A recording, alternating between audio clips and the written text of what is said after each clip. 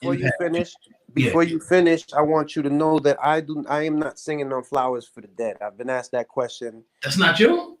Is if you listen to the song, it don't even sound like me. If you listen to all of my music and then you go back to Flowers for the Dead, first and foremost, that's Domingo Quinones, this good guy. Okay. I fuck with him. Good dude. He's an original salsa singer. All he does is sing salsa. Why Cuban decided to put him on the record, that's up to him to tell that story. But wow, it's not me singing on the record.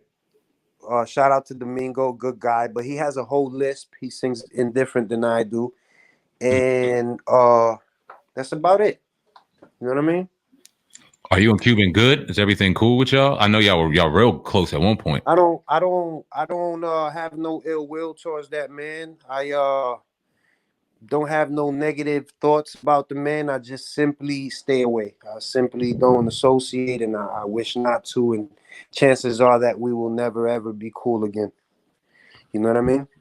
Yeah, because I seen him and Fat Joe. It was years back. They had a thing. They kind of confused us fans because it was like everybody was cool. My situation is totally different than his, and Got you. than him and Fat Joe, and it has nothing to do with it, you know. And again, Fat Joe has never asked me to not talk to Cuban, or he's never told me I couldn't.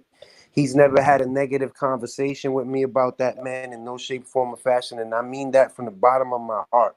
It's just at some point you get sick and tired of being sick and tired, and you get sick and tired of the same old song and dance, and you get tired of being disrespected. And so because there is history there, and I wouldn't want in no shape, form, or fashion for a mishap to happen and for us to continue to ruin our legacy. You know what I'm saying? The Terror Squad legacy, so to speak. Right. So I just simply stay away, and I simply ignore, and I take the cheap shots for what it's worth and let them bounce off of me and continue on my positive vibe and doing what I'm doing for me, my family, and for the folks that I help on a daily.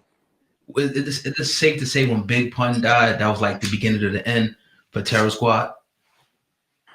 I don't think so. I don't think it was the beginning of the end. I just think that there was so much going on with everyone just wanting to be Pun's number one, and it was just so much going on. That's for a different conversation. But again, like I said, no ill will towards that man, positive vibes towards him. I'm hoping that somewhere in the near future something great happens for the man. You know what I mean? But other than that, as far as us making music together and us being friends and us sitting down to have a conversation, I can honestly tell you that will never happen. You know what I'm saying? Not because of anyone else, not because, but we have our personal issues, and he just continues to do and say things that's really disgusting and out the ordinary for an individual, and I'm not with it. I'm not with it. I could dig it. I want to backtrack a little bit because you talked about during your time, y'all had the crown for a little bit. We know how competitive rap was back in the day, but you look at it now and it seems like rappers is getting on the phones, running their mouth like females. Talk about how serious competition was and how that streamed over into the music. I don't want to say real beef, but there was definitely battles going on within camps. You're talking about Rockefeller, Rough Riders. Listen, it was real beef. We can say what it is. We can keep it what it is because we're grown men, and we've shown a lot of growth. It was part of hip hop, and it was what it was. We're not going to get in depth and give detail, but the beef was real. Like, we was really out there putting in work, and we had to do what we had to do to be taken serious. You know what I mean? So if you heard a rumor and you heard a story about some shit, it's true. You know what I mean? It's true. If people want to deny it, if people want to take away from the stories, if for whatever reason, for business purposes, for relationship purposes, whatever have you, that's cool. I'm not here to make anybody look crazy. But if you heard the rumors, if you heard some shit, they're true 100%. You know what I'm saying? We heard some wild ass stories growing up, boy. Yeah. I want to ask about one of Big Pun's lines when he said to the 50 Cent rapper, if I think he said something like, if you get to the 50 Cent rapper, very funny, get your nut off, because in real life we both know I'll blow your motherfucking nut off. Right. Featuring Tony Sunshine. We don't make songs about you in your life. If we're gonna make a song about you, it's gonna be on how we beat your ass, featuring Tony Sunshine. Right. Well, that's just to show you how, that was just to let it be known how official we was, and Yeah. how we wasn't willing to take no type of disrespect from no one of no caliber, of no race, of no age, of no kind. You know what I mean? And it is what it is. You know what I mean? They chose I guess they chose to come at pun and come at some of the fellas in the gang, because who else in the game, really? Yeah. You know what I'm saying? Like, who, with no disrespect, in no shape, form, or fashion. You know what I'm saying? And I say this because there's a lot of good niggas in the game, and there's a lot of real motherfuckers in the game. But at that time, who was realer than us? Who was putting in more work than us? Because we had to prove ourselves. So there was nobody putting in more work than us. There was nobody making sure that we wasn't being disrespected more than us. You know what I mean? Word. But see, and then you open up doors and open up arms to a woman like Remy, black woman, but from the Bronx. So talk about how that came about and how Remy came into the squad. Sunkiss. I believe Sunkiss was going to the store, and he bumped into Remy, and one thing led to another. Remy ended up spitting for him, and he brought her back around the corner, and she spit for me and Pun, and she spit for Pun, and that was it. Pun was a type of individual, like I told you, what he did to me. What he did to me was, we gonna be friends forever, and that's it. Whether you like it or not. That's what he did to Remy. Oh shit, you are my artist. You with me from here on in. That is it. You don't believe me?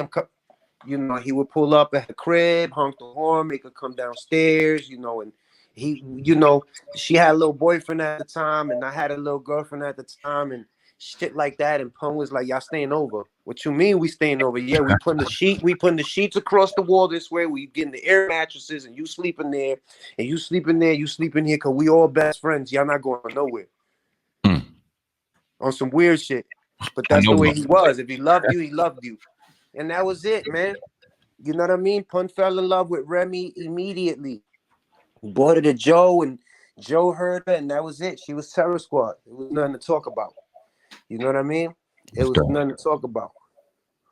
Where do you think your name falls when it comes to top R&B artists from the 90s, man? Our 90s R&B was probably the greatest era. And your hooks are on some of the greatest. I came in the game late 90s, like 99. You know what I mean? So when we say 90s, I prefer for people to say early 2000s, because I really came in like right in the beginning of 2Gs was where I really started gaining recognition, and my name started being heard, and I really started jumping on records and putting music out.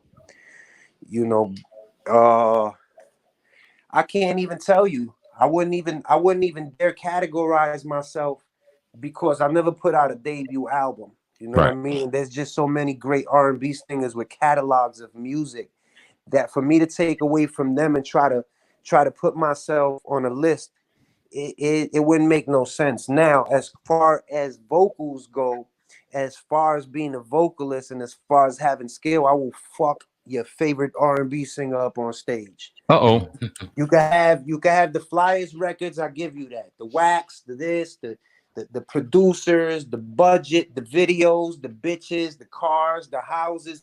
You can have that. When we touch that stage, and that auto tune is off, and your background singers don't got your back, I'm gonna blow you out the fucking water. I promise you, on my mother. That's to this day. Till this day, right now.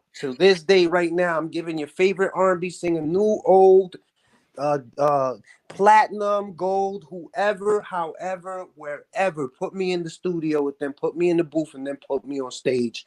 I'ma fuck you up. You know what I'm saying?